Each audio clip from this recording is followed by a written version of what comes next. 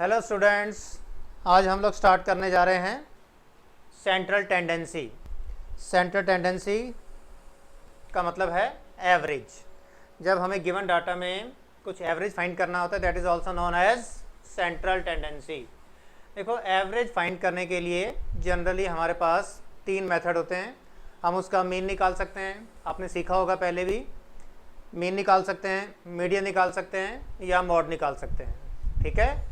और mean find करने के भी हमारे पास 3 अलग अलग मेथड हैं, जैसा कि सामने चार्ट में नज़र आ रहा है। एक होता है अर्थमेटिक मीन, दूसरा ज्योमेट्रिक मीन और तीसरा हार्मोनिक मीन। तो अल्टीमेटली टोटल हमारे पास ये 5 मेथड हैं एवरेज फाइंड करने के लिए, ठीक है। एवरेज का मतलब क्या हुआ? अगर हम ये देखना चाहते हैं कि एवरेज का मतलब क्या है, तो एवरेज से हमारा मीनिंग है कि हम गिवन डाटा में से कोई एक ऐसी वैल्यू निकालना चाहते हैं जो पूरे डाटा को रिप्रेजेंट करे। Average means the representative value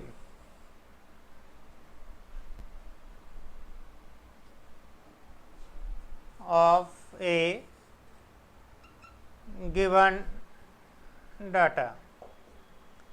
तो हम गिवन डाटा की एक रिप्रेजेंटेटिव वैल्यू निकालना चाहते हैं। जैसे हम कहें कि एक स्कूल है और स्कूल में बड़े सारे बच्चों ने एग्ज़ाम दिया, तो अगर हम बताएं कि उन बच्चों के एवरेज मार्क्स 73 हैं, तो 73 क्या है? एक रिप्रेजेंटेटिव फिगर है जो ये रिप्रेजेंट कर रही है कि सभी बच्चों के मार्क्स ऑन एन एवरेज 73 आए हर सब्जेक्ट में। और एवरेज का मतलब भी यही है कि थोड़े से कम या ज़्यादा भी हो सकते हैं, कि अगर किसी के 73 के बदले 72 आए होंगे, कोई 74 भी होगा, कुछ 70 होगा, तो कोई 75 76 भी होगा। तो थोड़ी बहुत फ्लक्चुएशन के साथ एक रिप्रेजेंटेटिव वैल्यू जो हम फाइंड करते हैं, दैट इज़ कॉल्ड एवरेज। अब देखो, एवरेज फाइंड करने के लिए आप लोगों ने मीन तो पहले भी कई बार निकाला होगा, लेकिन आज हम इसमें कुछ नई नई बातें भी साथ में सीखेंगे, ठीक है। देखो, अर्थमेटिक मीन स्टार्ट कर रहे हैं हम लोग। मीन में सबसे पहला मीन आता है अर्थमेटिक मीन। तो अर्थमेटिक मीन की खासियत क्या है? It is the most common और most popular average use to find average income. देखो, अगर हमें इनकम में से कुछ लोगों की इनकम दी हुई है और हमें उनकी एवरेज इनकम फाइंड करनी है, तो नेचुरल है हम अर्थमेटिक मीन यूज़ करते हैं। अगर हमें कुछ एक्सपेंडिचर दिए हुए हैं कि किस किस पर्सन ने कितना कितना अमाउंट स्पेंड किया और हम एवरेज निकालना चाहते हैं, तो नेचुरल है तब भी हम अर्थमेटिक मीन ही यूज़ करते हैं। अगर हम किसी कंपनी का एवरेज प्रोडक्शन निकालना चाहते हैं, हमें 4 ईयर्स का प्रोडक्शन दिया हुआ है कि फर्स्ट ईयर में सपोज 1000 टन का प्रोडक्शन हुआ, फिर 1200, 1500, 1800, तो इसमें हम अर्थमेटिक मीन का यूज़ करते हैं एवरेज प्रोडक्शन फाइंड करने के लिए। सिमिलरली एवरेज सेल्स फाइंड करने के लिए भी हम अर्थमेटिक मीन का यूज़ करते हैं, ठीक है। और कुछ बच्चों के अगर हमें मार्क्स गिवन है और हम उनके एवरेज मार्क्स फाइंड करना चाहते हैं, तो उस एवरेज को फाइंड करने के लिए भी हम अर्थमेटिक मीन का यूज़ करते हैं। लेकिन एक गुड क्वेश्चन अराइज हुआ, तो फिर ये geometric mean, harmonic mean, median या मॉड, ये किस काम आते हैं? तो देखो, उसका आंसर ये है कि अर्थमेटिक मीन मोस्ट पॉपुलर तो है, लेकिन हर तरह के डाटा के लिए ये मोस्ट सूटेबल नहीं है, ठीक है। इसीलिए हमें कई बार अर्थमेटिक मीन के बदले ज्योमेट्रिक मीन, हार्मोनिक मीन या मीडियन या फिर मॉड का यूज़ करना पड़ता है एवरेज निकालने के लिए। तो चलो हम देखते हैं कि ये किस किस केस में सूटेबल नहीं है। But it is means arithmetic mean is not suitable for average prices. Average price के लिए सूटेबल नहीं है। तो मैं आपको अभी यहाँ पर प्रूव करके दिखाता हूँ कि किस तरह से अगर हमें प्राइजेज गिवन हैं और हम उसका अर्थमेटिक मीन निकाल दें तो हमारा आंसर रॉन्ग हो जाएगा, ठीक है। तब तक ये वाला एक चार्ट नोट कर लो आप लोग, और ये एवरेज फाइंड करने की एक छोटी सी बढ़िया सी डेफिनेशन है, इसे नोट कर लो। Average means representative value of a given data. यहाँ पर मैं आपको प्रूव करके दिखाऊंगा कि किस तरह से ये इन 5 केसेस में अर्थमेटिक मीन जो है वो सूटेबल एवरेज नहीं होता। ठीक है, नोट करो।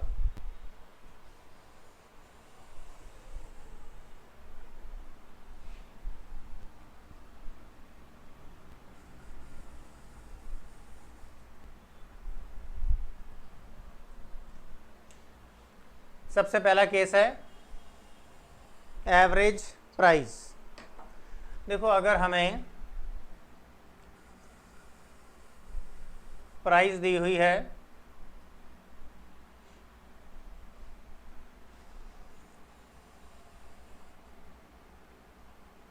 500 रुपीज़ और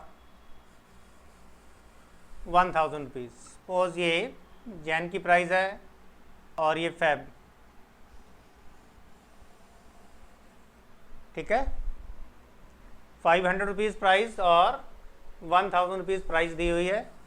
तो अगर हम इसका एवरेज यानी कि अर्थमेटिक मीन निकालें, तो वैसे अभी मैंने आपको सिखाया नहीं अर्थमेटिक मीन, लेकिन फिर भी आप लोगों को मालूम होगा कि अर्थमेटिक मीन का मतलब है दोनों को ऐड करके हम जनरली हाफ कर देते हैं। तो 500 प्लस 1000 डिवाइड बाय 2 ये बन जाएगा 1500 डिवाइड बाय 2 यानी कि 750। तो किस तरह से ये एक सूटेबल एवरेज नहीं है ये देखते हैं। देखो, इस तरह से है ये कि क्योंकि देखो हम सबको मालूम है कि जब प्राइस इंक्रीज होती है तो प्राइस के बढ़ने से उसकी डिमांड जो है वो डिक्रीज हो जाती है।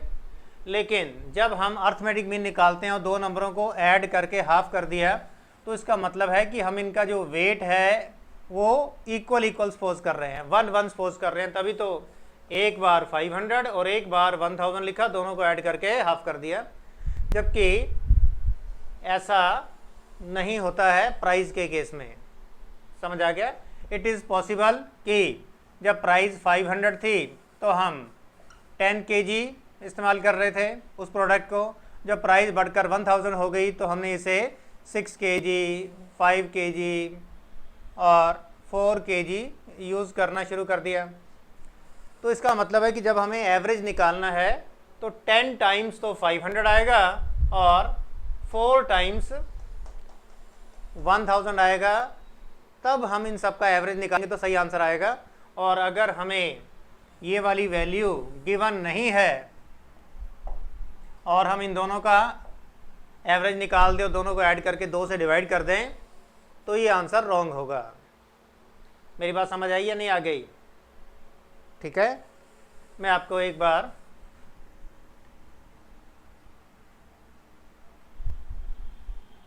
और बता देता हूँ। सपोज कर लेते हैं इस बार हमें जो प्राइस है वो स्टील और सिल्वर की प्राइस दी हुई है। देखो, स्टील जो है सपोज कर लेते हैं ये 40 रुपीज़ पर केजी है। मतलब प्राइस इन रुपीज़ पर केजी मैंने ऊपर लिख दिया तो नीचे लिखने की ज़रूरत नहीं है। स्टील जो है सपोज कर लेते हैं दैट इज़ 40 रुपीज़ पर KG and silver is 40,000 rupees पर केजी। तो अगर हम ये बोलें कि हाँ जी, दोनों की जो एवरेज प्राइस है that is 40 plus 40,000 divide by 2 और ये 20,020 है, तो that is not a suitable average to find the average price of these two metals। ठीक है, रीज़न क्या है? रीज़न अगेन सेम है जैसा कि मैंने यहाँ पर बताया था कि जो स्टील है ये हमें काफ़ी ज़्यादा क्वांटिटी में चाहिए होता है। किस लिए स्टील चाहिए होता है? देखो, स्टील की रॉड्स बनती हैं जो, तो बिल्डिंग का कंस्ट्रक्शन करते वक्त लेंटर डालते हैं, कॉलम्स बनाते हैं, बीम्स डालते हैं, तो उसके लिए हमें ये स्टील की ज़रूरत पड़ती है। तो इसका कंजम्पशन भी टन्स में होता है। अच्छा, ठीक है। और सिल्वर किस काम आता है?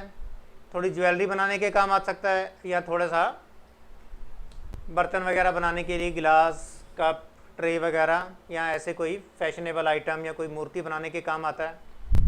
तो इसमें ये केजीज में यूज़ ही नहीं होता, ठीक है। 10 ग्राम्स, 20 ग्राम, 40 ग्राम्स या 100 ग्राम थोड़ा सा यूज़ होता है। तो जब इनका कंजम्पशन इक्वल नहीं है तो इस तरह से दो नंबरों को ऐड करके हाफ कर देना सूटेबल एवरेज नहीं कहलाता, ठीक है। तो इसके लिए नेचुरल है कि मैंने यहाँ से मिटा दिया। हम geometric mean, harmonic mean, median या मॉड, इनमें से कुछ यूज़ करेंगे। तो जब हम उन्हें सीखेंगे तो मैं आपको बताऊंगा कि इन 5 केसेस में अर्थमेटिक मीन सूटेबल नहीं है तो फिर क्या सूटेबल है, ये हम आगे आने वाले चैप्टर्स में सीखेंगे, ठीक है। अभी इसको नोट कर लो, मिटाएंगे इसको।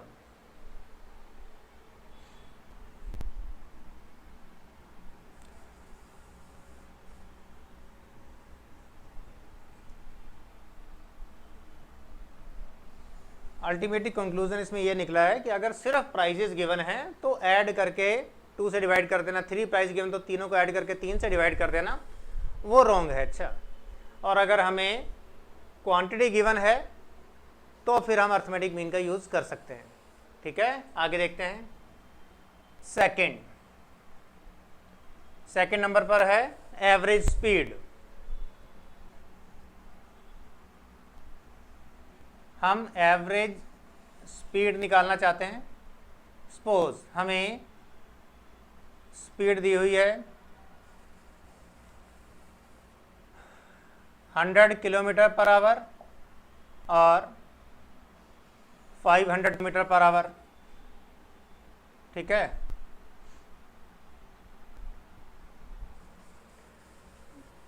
क्लियर? सपोज ये दोनों कार ही हैं, चलो थोड़ा सा कम कर देता हूँ इसको। दैट इज से 40 kilometre per hour and 200 kilometre per hour, that is car A and that is A car B. और अगर हमें फाइंड करने के लिए कहा जाए कि दोनों कारों की एवरेज स्पीड कितनी है, ठीक है, तो अगर हम इनकी एवरेज स्पीड फाइंड करने के लिए बोले, अच्छा very simple, 40 plus 200 divide by 2, 240 upon 2 and that is 120 kilometre per hour. That is again A wrong answer, क्योंकि हमें मालूम है कि अगर हमें कहीं जाना है तो अगर हम कार ए से जा रहे हैं और उसकी average speed 40 kilometre per our है तो स्लो चल रही है तो टाइम ज़्यादा लगेगा, और जब हम उसे फास्ट चलाएंगे तो टाइम कम लगेगा। तो अगर साथ में टाइम गिवन है तब तो ठीक है, तब तो अर्थमेटिक मीन का हम यूज़ कर सकते हैं। लेकिन अगर सामने टाइम गिवन नहीं है, सिर्फ स्पीड गिवन है, then arithmetic mean is not suitable to find the average speed, ठीक है। और अब देखो मैं इसको एक नए ढंग से करके दिखा रहा हूं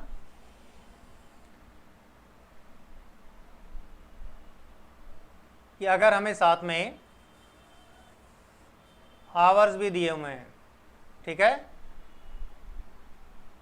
कि अगर हम 40 की स्पीड से जाएंगे तो 10 आवर्स लगेंगे, 20 की स्पीड से जाएंगे तो हमें 2 आवर्स लगेंगे। आप चेक करके देख लो, 40 की स्पीड से 10 आवर्स डिस्टेंस, 10 आवर्स तक हम डिस्टेंस ट्रैवल करते रहे, तो टोटल हमने कितना डिस्टेंस ट्रैवल किया, 400 किलोमीटर। और वही 400 अगर हम 200 की स्पीड से चलाएंगे तो सिर्फ 2 आवर्स लगेंगे। अब अगर ये आवर्स गिवन हैं तब अगर हम अर्थमेटिक मीन निकालेंगे तब सही आंसर आएगा, और नेचुरल है वो वाला आंसर इस 120 से डिफरेंट होगा। तो इससे क्लियर होता है कि 120 is incorrect and new average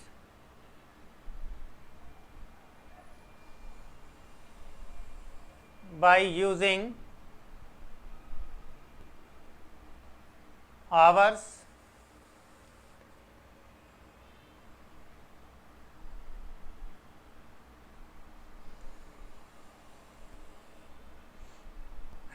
new average by using the hours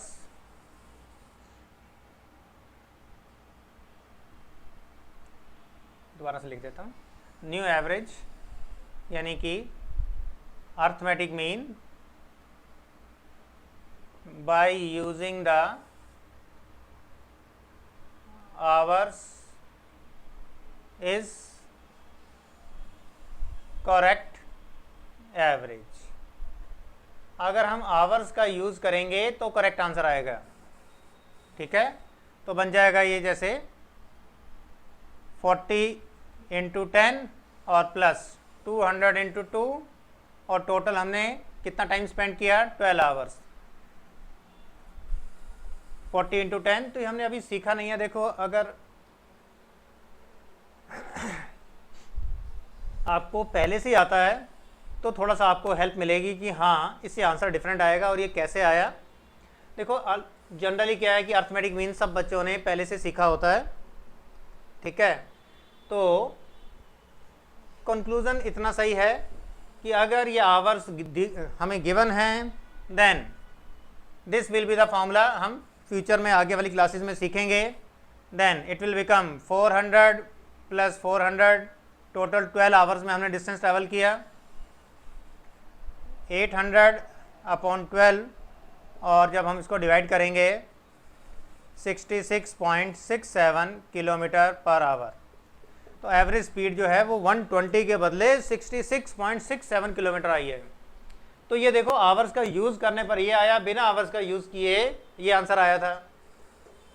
तो अल्टीमेटली जो हम यहाँ पर सीख रहे हैं कि arithmetic mean is not suitable to find average speed, वो है कि अगर एवरेज स्पीड में सिर्फ स्पीड ही गिवन है और हमें आवर्स गिवन नहीं है, then arithmetic mean will give an incorrect answer, और अगर आवर्स गिवन है then it will give correct answer. लेकिन फ्यूचर में आने वाले टाइम में हम लोग बाकी की जो एवरेज फाइंड करने के मेथड हैं जैसे ज्योमेट्रिक मीन, हार्मोनिक मीन वगैरह या मीडियन और मोड, तो हम सीखेंगे कि जब उनका यूज़ करते हैं तो बिना आवर्स के ही हमें सही आंसर मिलता है, वही आंसर जो आवर्स को यूज़ करने पर मिलता है। तो नेचुरल है वो वाली एवरेज सूटेबल होगी, अर्थमेटिक मीन सूटेबल नहीं है। अच्छा ठीक है, तो मैं आपको चलो एडवांस से बता देता हूँ। फ्यूचर में जब हम लोग सीखेंगे तो सीखेंगे, दोबारा बता दूंगा तब। इन दोनों केसेस में harmonic mean is the suitable average. जब हार्मोनिक मीन कराऊंगा तो आपको फाइंड करना भी सिखा दूंगा। तो मैं ये बताना चाह रहा हूँ अल्टीमेटली कि अगर हमें आवर्स गिवन ना हो और हमें इन दोनों का एवरेज निकालने के लिए कहा जाए, तो अगर हम इन दोनों का हार्मोनिक मीन निकाल दें तो ये आंसर आ जाएगा अपने आप ही। तो हेंस प्रूव हो गया कि हाँ जी हार्मोनिक मीन एवरेज स्पीड निकालने के लिए बेस्ट मेथड है। अभी आप सिर्फ इसे नोट कर लो, जब हम हार्मोनिक मीन सीखेंगे तो प्रूव करके दिखाऊंगा। एवरेज रेट फाइंड करने के लिए जिसमें रेट परसेंटेज में गिवन है, जैसे कि एवरेज ग्रोथ रेट या एवरेज रेट ऑफ इंटरेस्ट, जब परसेंटेज में गिवन होता है तब भी अर्थमेटिक मीन जो है वो सूटेबल एवरेज नहीं होता। तो फ्यूचर में इसे भी हम लोग सीखेंगे। ऐसे केसेस में ज्योमेट्रिक मीन जो है that is the suitable average. जब ज्योमेट्रिक मीन कराऊंगा तो प्रूव करके दिखा दूंगा। अच्छा ठीक है, आगे देखते हैं। When there are wide fluctuations in the data, अगर डाटा में बहुत सारी फ्लक्चुएशंस आ रही हैं, ठीक है, उस केस में भी अर्थमेटिक मीन हमें बेस्ट एवरेज नहीं देता। तो मैं आपको सिर्फ ये प्रूव करके दिखा देता हूँ कि इसमें प्रॉब्लम क्या आती है, और आपको आगे ये भी लिखवा दूंगा कि इस केस में सूटेबल एवरेज क्या है। लेकिन क्योंकि हमने वो एवरेज अभी फाइंड करना सीखा नहीं है, तो जब हम सीखेंगे तो मैं आपको एक बार और प्रूव करके दिखाऊंगा। ठीक है, अभी मैं आपको इसमें छोटी सी एक प्रॉब्लम बताता हूँ कि डाटा में अगर फ्लक्चुएशंस आती हैं तो अर्थमेटिक मीन सूटेबल एवरेज क्यों नहीं होता।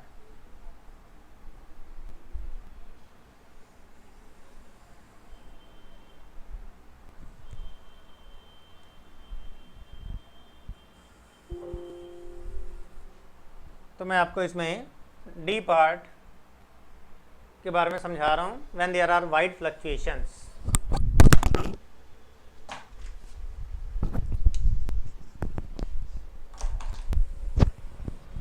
when there are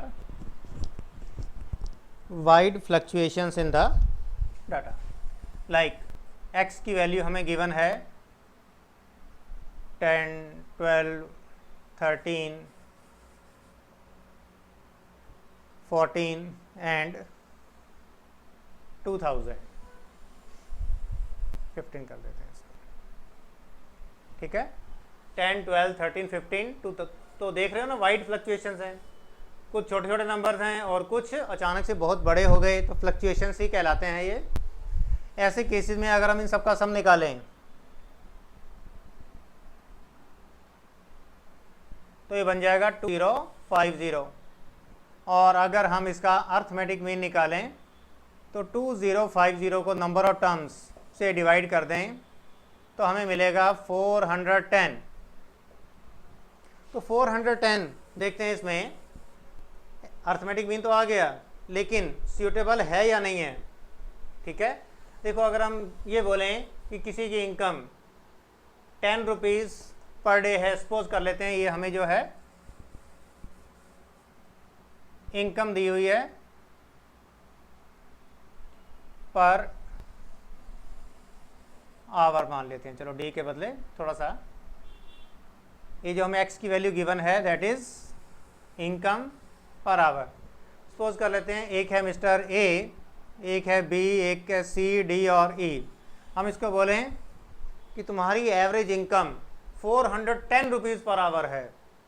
बोलेगा अच्छा, लेकिन मेरी तो सिर्फ 10 रुपीज़ पर आवर है। हमने कहा नहीं, तुम्हें मालूम नहीं है, तुम जैसे बहुत सारे लोगों का हमने एवरेज निकाला है और एवरेज आया है 410, मतलब तुम सभी की इनकम 410 रुपीज़ पर आवर है। तो बोलेगा अच्छा चलो आप कहते हो तो मान लेता हूँ, लेकिन लगता नहीं है। ऐसे ही अगर हम बी से कहेंगे तुम्हारी इनकम 410 रुपीज़ पर आवर है, तो नेचुरल है कि उसे भी बहुत अजीब सा लगेगा और वो इसे मानने के लिए तैयार नहीं होगा। बोलेगा मेरी इनकम तो सिर्फ 12 रुपीज़ पर आवर है, 410 कैसे हो गई। सिमिलरली हम सी से कहेंगे तुम्हारी इनकम 410, बोलेगा अच्छा, लेकिन मेरी इनकम तो सिर्फ 13 रुपीज़ है पर आवर, और आप कह रहे हो 410 है। सिमिलरली हम डी से कहेंगे तुम्हारी इनकम 410 रुपीज़ पर आवर है, बोलेगा अच्छा, मुझे तो पता ही नहीं था, मैं इतना अमीर आदमी हूँ, मैं तो समझता था कि शायद मेरी इनकम 15 रुपीज़ पर आवर है। यस, तो रियलिटी तो यही है कि उसकी इनकम 15 रुपीज़ पर आवर है, लेकिन ये एवरेज जो है ये सूटेबल एवरेज, अच्छी एवरेज नहीं है, क्योंकि ये चारों इस बात के लिए एग्री नहीं कर रहे कि हाँ जी हमारी इनकम 410 रुपीज़ पर आवर है। चलो पाँचवें को भी देख लेते हैं। हमने ई से कहा तुम्हारी इनकम 410 रुपीज़ पर आवर है, कहने लगा अच्छा, लेकिन मेरी इनकम तो 2000 रुपीज़ है, 410 कैसे हो गई। तो ई भी इस बात को एग्री नहीं कर रहा। तो कोई इस आंसर को इन पांचों में से मानने के लिए तैयार ही नहीं है कि मेरी 410 रुपीज़ पर आवर है। यस, तो जब कोई एग्री नहीं कर रहा तो इसका मतलब है कि ये सूटेबल एवरेज नहीं है। तो फ्यूचर में जब हम लोग मीडियन फाइंड करना सीखेंगे तो मीडियन की प्रॉपर्टीज़ में आपको लिखवाऊंगा, बताऊंगा कि when there are wide fluctuations in the data then median is the suitable average. When data is given in the form of percentage, geometric mean is the suitable average. When we want to find average price or average speed, ठीक है, average price or average speed, then harmonic mean is the suitable average. Future में सीखेंगे। When we want to find the most frequently used value in the given data, हम given data में से ये देखना चाहते हैं कि कौन सी वैल्यू सबसे ज़्यादा टाइम यूज़ हो रही है। तो नेचुरल है कि अर्थमेटिक मीन तो हमें उन सबका एवरेज बता देगा, ये नहीं बताएगा कि कौन सी वैल्यू सबसे ज़्यादा यूज़ हो रही है। जैसे हमें x की वैल्यू गिवन है 5, 10, 10, 10, 20, 20, और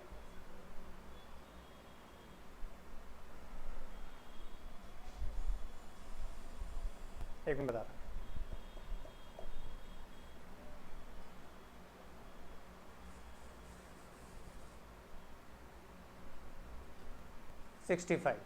सपोज सबका सम निकाला हमने,